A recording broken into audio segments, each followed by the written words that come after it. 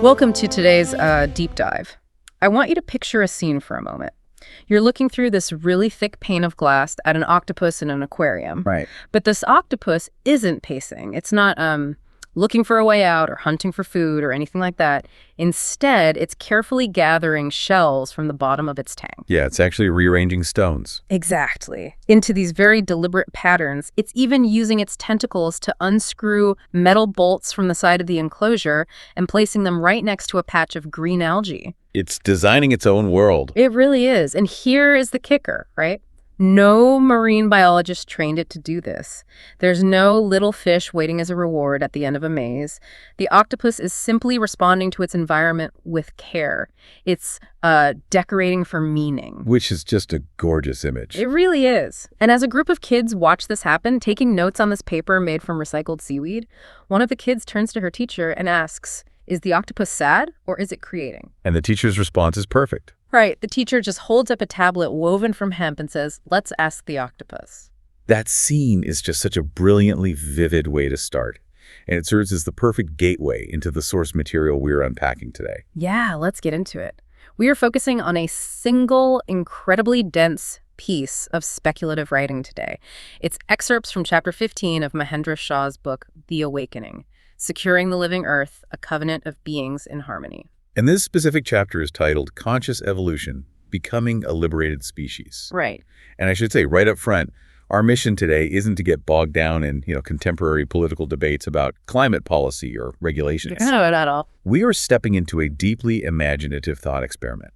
Shah is asking us to visualize a world that is fundamentally shifted from extraction and dominance to participation and symbiosis.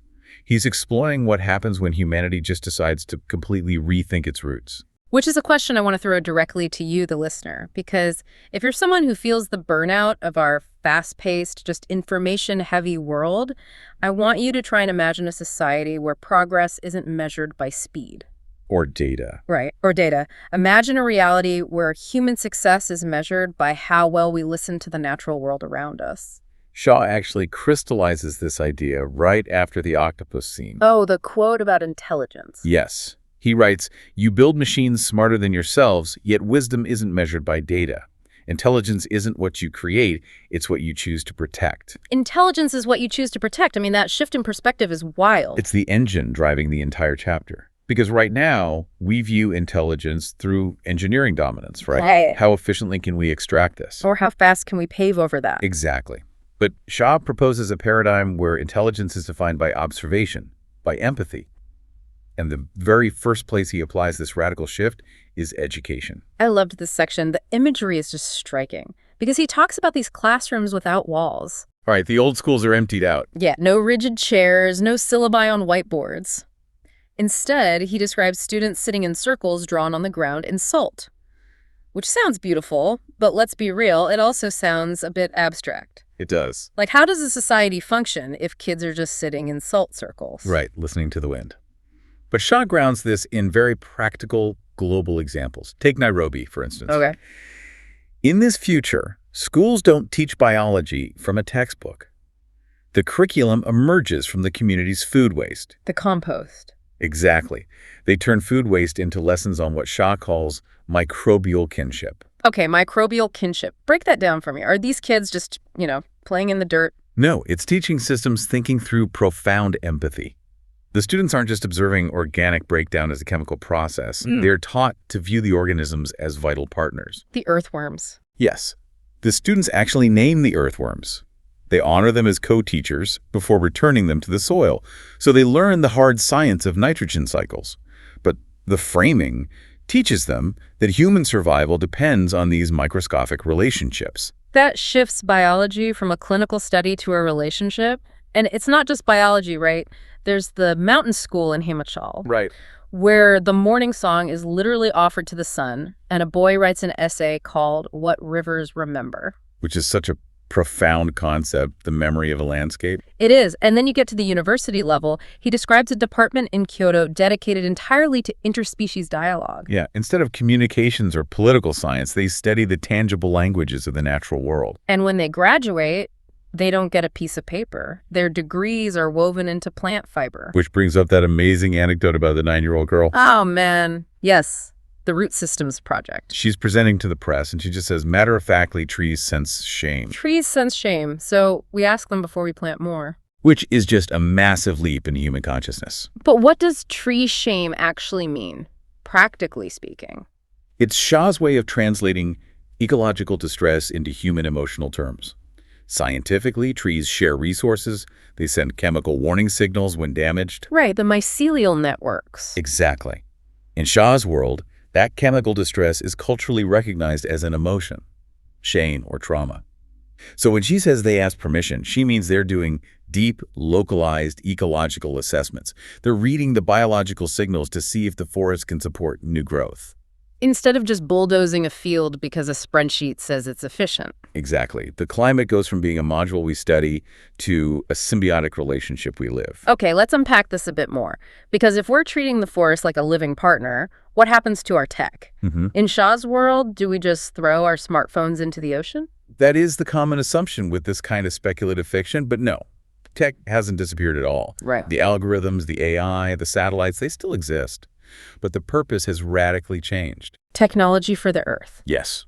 It's repurposed for deep listening and ecological repair. The examples he gives are fascinating. Like satellites that were designed for military defense are now tracking whale births. Yes. And they take facial recognition software, which we use for human surveillance, and adapt it to read the microscopic signs of drought on crop leaves. And in Ladakh, they use networks of solar mirrors to send instant snowmelt alerts to village elders. So they can manage communal water in real time. And in Samoa, they convert ancient ancestral chants into data for oceanic preservation. And crucially, that data isn't owned by some tech firm. Right, it's returned to the clans. Exactly. Which brings us to perhaps the most powerful anecdote in the chapter, the child in Reykjavik. The frequency of mourning. Yes. This child trains an AI to trace the emotional pitch of glaciers. Right, discovering that melting ice emits the frequency of mourning. But again, to ground this, what does it mean for a machine to measure glacier grief? Practically, it's an AI detecting the acoustic signatures of ecological collapse, the microfractures, the groans of calving ice shelves. The AI maps those frequencies and finds they mathematically align with the minor chords humans register as grief. And the elders' response to this data is just chilling. We knew, but now the machines agree. We know, but now the machines agree. It shows that science is no longer a tool for market charts. It's a tool to facilitate listening. It even bleeds into psychology. Yo, right, the rewritten psychology manuals. Yes, to include non-human emotions. There's that great quote about the turtle. The turtle retreats not out of fear, but discernment. Humans should take notes. It completely reevaluates non-human intelligence. And you see this new psychology reflected in the physical world, too. Which leads us to the cities. Right. Because if our minds soften and our tech softens, what happens to Manhattan or Los Angeles? We can't just tear down all the skyscrapers. And Shaw says they don't. They don't tear them down, they unseal them. The urban softening. Exactly. Unsealing the concrete to let ancient rivers flow again. He paints this gorgeous picture, the ivy returning, but not as an ornament. The text calls it instruction. Yes. And every city adapts differently. In the Scottish Highlands, he talks about wind turbines singing lullabies to wolves. And in the Yarra Valleys, the old factories are replaced by Rajasthani folk beats and the scent of neem. And California, the massive glass corporate towers are hollowed out and turned into vertical seed libraries. What's fascinating here is the radical shift in governance that follows this. The physical borders soften, but so do the political ones. Passports lose their meaning. Right. A passport no longer means you belong to a nation state. It means you belong to a rhythm. You belong to a watershed. He calls citizenship a contract written with pollen and compost. Because your right to participate in society is based on your promise to care for the earth. Which brings us to the concept of interspecies law. And I have to say, this is where the text gets really wild. It does push the boundaries. Yeah. He talks about animals being brought in as consultants and mentors. Like termites used as architectural consultants because they know how to build for breath. That one I get. Biomimicry. Sure. But then he mentions a dolphin with a prosthetic fin that is addressed as a professor. And elephants suggesting migration corridors through government buildings. Right. I mean, how does an elephant consult on a zoning law? It's a fair question. We have to look past the literal image of an elephant in a boardroom. Right. In our current world, A corporation has legal personhood. A river does not. Hmm.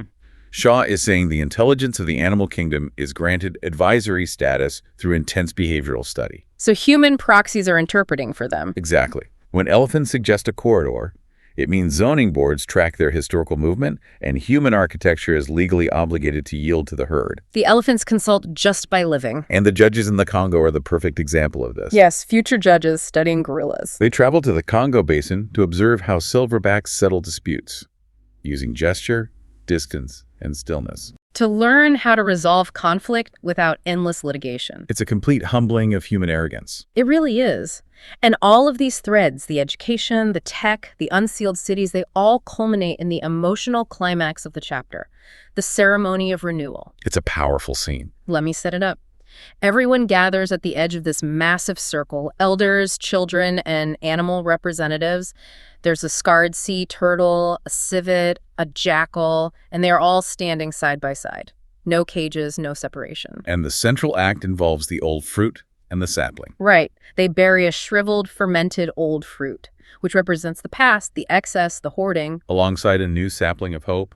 And the silver-haired elder says, rot is not ruin. It is a different kind of beginning. If we connect this to the bigger picture, rot is not ruin is the key philosophy.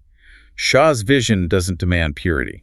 No, it doesn't ask us to erase our past mistakes. Exactly, like the city built on a landfill. Oh, that part was incredible. Where they weave their trash into a living museum. Right. It asks for honesty. Yeah. The integration of decay into new growth. And that honesty is so clear in the oath of presence. There are no speeches at this ceremony. Just actions. The turtle breathes into the soil, the whales offer vibrations, and a little girl buries a feather dropped by a red kite. And then the wind pauses. The earth inhales. And the text says the wound was left open so healing could find it. It's just a breathtaking metaphor. So what does this all mean for you, the listener? I think Shaw is telling us that conscious evolution isn't about building taller or thinking faster. It might simply be about remembering how to participate rather than dominate. I agree.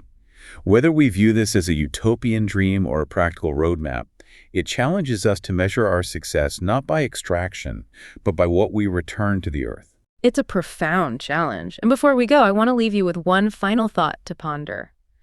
We've spent centuries trying to teach machines how to speak our language. But what if the next great leap in human innovation isn't about teaching machines to talk? What if it's about using our immense technological power to decode and translate the languages of the species right outside your window? And finally, having the courage to answer them back. Exactly. Thanks for joining us on this deep dive.